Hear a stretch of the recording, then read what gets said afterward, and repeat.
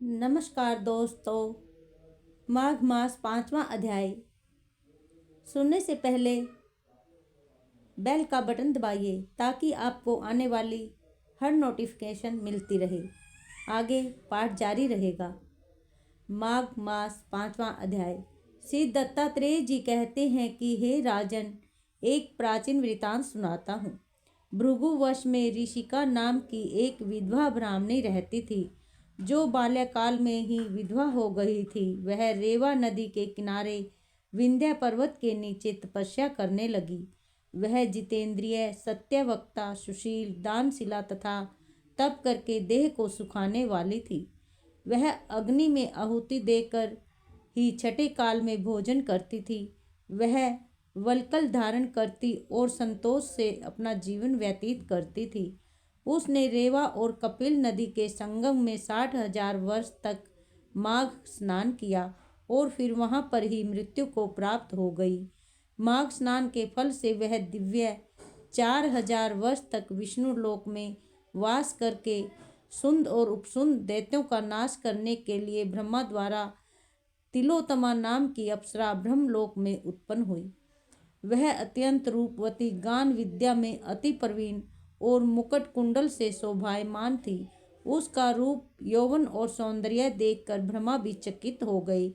वह कुमारी तिलोमला रेवा नदी के पवित्र जल में स्नान करके वन में बैठी थी।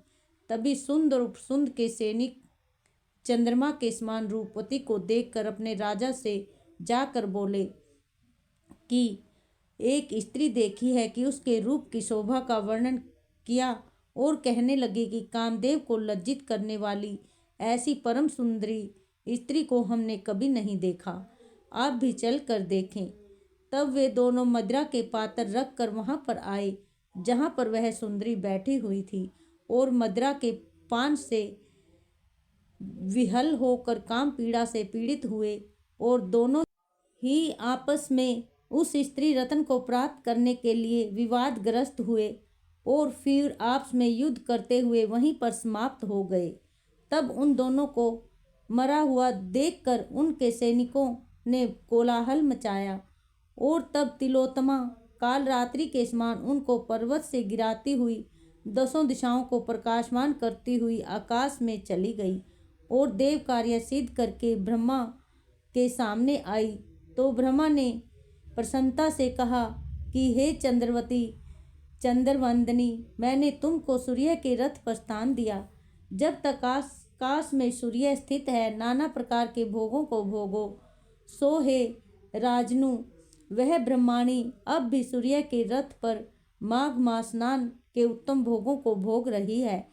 इसलिए श्रद्धावान पुरुष को उत्तम गति पाने के लिए यत्न के साथ माघ में विधि पूर्वक स्नान करना चाहिए। इति पंचमोऽध्याय समाप्त।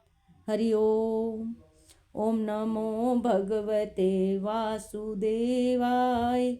ओम नमो भगवते वासुदेवाय।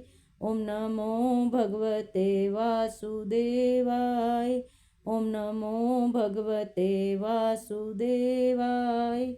ओम नमो भगवते वासुदेवाय। हरि ओम।